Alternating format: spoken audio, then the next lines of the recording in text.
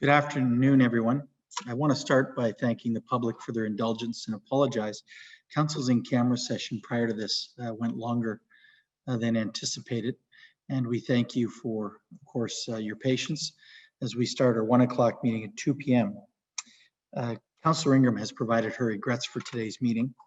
The first item is a declaration of pecuniary interest in the general nature thereof. Seeing none. Item 3 is a report of the Committee of the Whole in camera session, and item 3.1 was at the November 13, 2020 session under Municipal Act 2001 as amended. A matter concerning the following item was considered: advice that is subject to solicitor-client privilege and communications necessary for that purpose. Item 3.2 is added that at November 15, 2020 session under the Municipal Act 2001 as amended. A matter concerning the following item was considered: advice that is subject to solicitor-client privilege, including communications necessary for that purpose.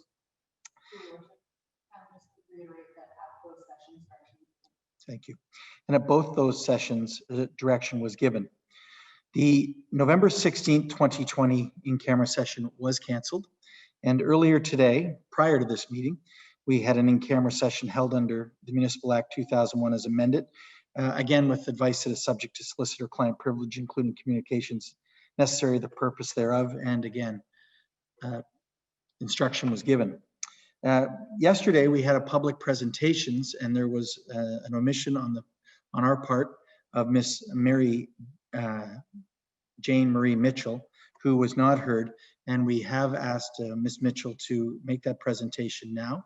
And Miss Mitchell, we apologize for the error, and a motion to hear has been made by Councillor Ritzman and Councillor Henderson. All those in favor? And that's carried. Ms. Mitchell.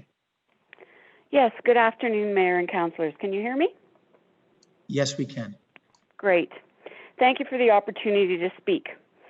I want to commend you for looking for jobs for people in Stratford, but we can't fill job vacancies now, and this plant is no way to help our citizens. On February 10th, 2020, Stratford City Council made a climate emergency declaration and promised to back up that declaration with a climate action plan aiming to reduce the city's carbon emissions by 40% by 2030 and to reduce emissions to zero by 2050.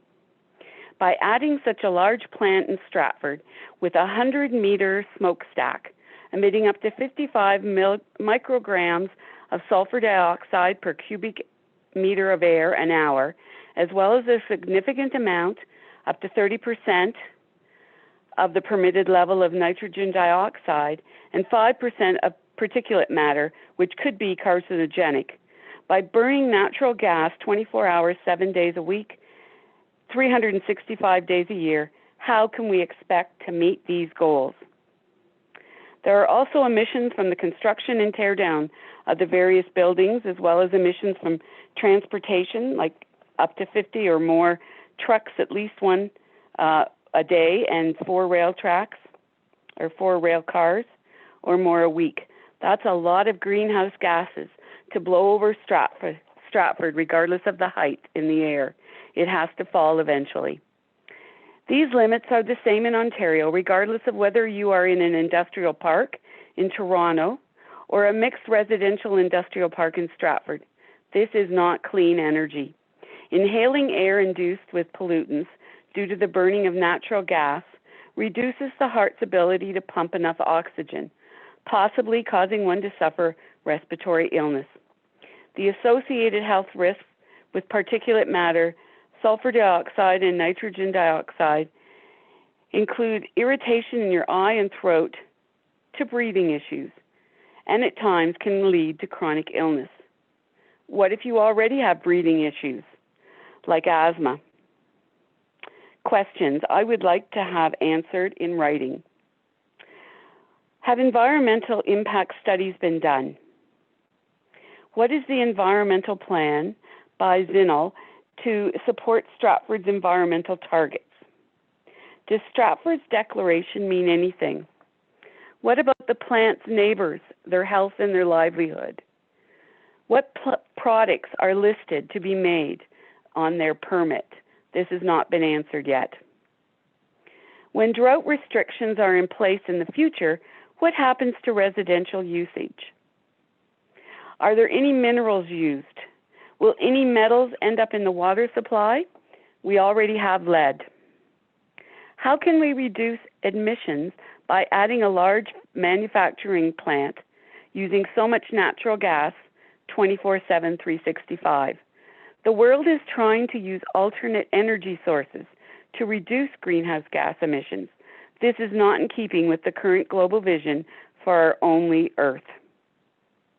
Also, will the railway need to be made safer? New lines going around the city rather than through it. Will the company pay for the teardown of the buildings when they're finished with them?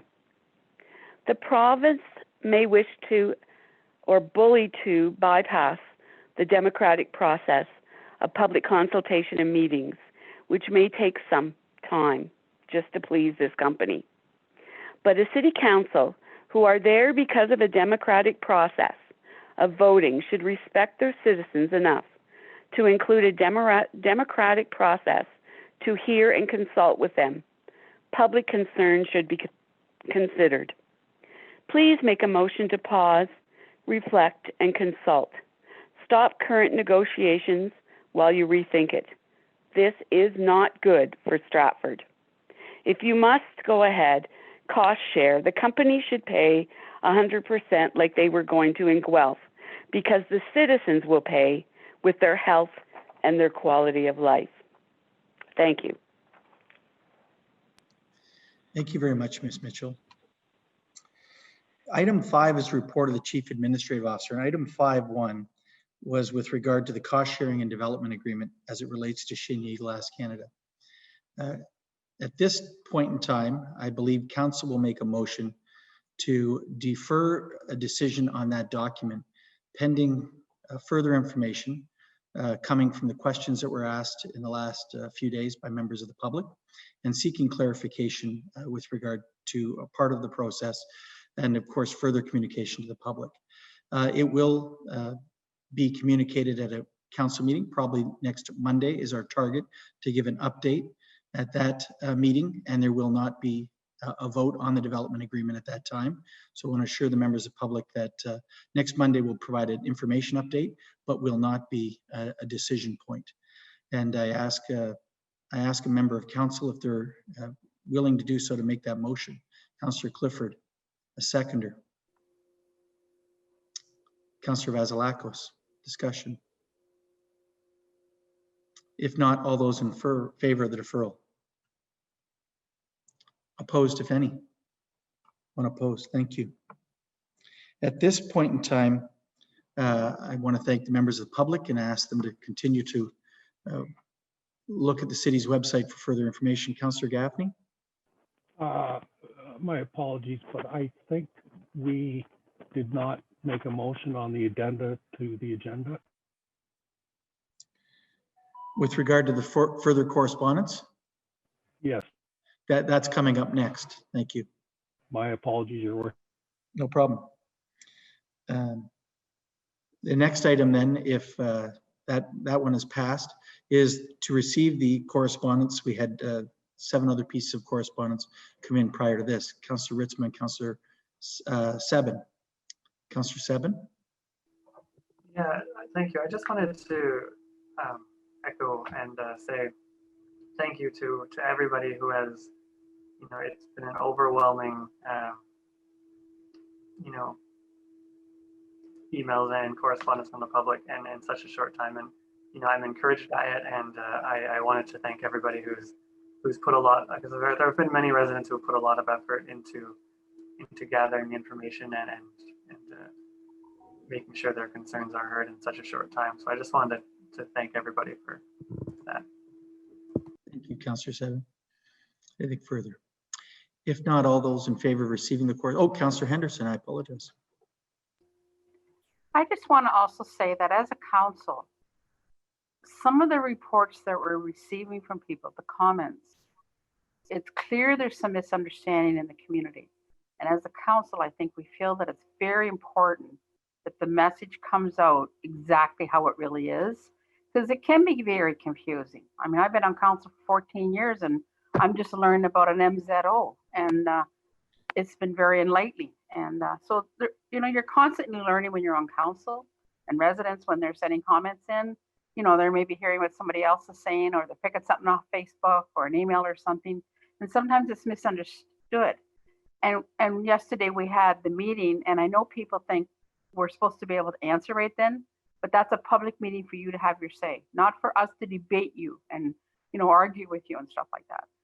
So we as a council feel very strongly that you get those answers clearly. And, you know, I know people will still have struggle sometimes with things because, you know, it's brand new, right? Or it's not, they're not usually used to doing that. Like, you know, we have a lot of comments about why would the city pay so much money? Well, we pay money to have infrastructure put in. When we build our buildings in the city, we put the roads and the sanitary and the curbs and the lights in. And in some instances, we get that money back. It all depends where it is. Like if you look at Wright Boulevard, you know, we did that big extension there. We put the roads and all the sanitary and all that in. And as those lots were sold, we received the money back. That happens on city-owned land right now. So a lot of people don't understand that because that's just our normal, how it's normally done in cities, right? It's part of the process. When you're trying to attract industry, you have to have so many service lots. I forget what the percentage is, but anyway, we're way below it right now. So some of those things need to be cleared up and answered so that people understand it. And I'm glad that we're have decided to defer this to make sure the public is hearing exactly what really is going on. And thank you for all your comments. Thank you, Councillor Henderson. We have the reading of the bylaws now, and the only bylaw for today is confirmatory bylaw for today's proceedings. Yes. Thank you. You still have to, thank you. The clerk has clarified we have to call the question on the motion to receive the correspondence. All those in favor? Opposed, if any, that's carried. So we have the reading of the bylaws today, and we have one bylaw. It's bylaw 6.1, which is the confirmatory bylaw, and it can be read a first and second time. Councillor Vasilakos and Councillor Bunting. All those in favor? Oh, Councillor Vasilakos, did you have a question on that? Oh, she's froze. Okay. All those in favor? Opposed, if any, that's carried. Third and final reading of the confirmatory bylaw, Councillor Gaffney and Councillor Henderson. Any discussion? If not, all those in favor? Opposed, if any, and that's carried. And a motion to adjourn this afternoon's proceedings. Councillor Burbach and Councillor Clifford. Discussion? Seeing none, all those in favor? Opposed, if any, and that's carried. Thank you.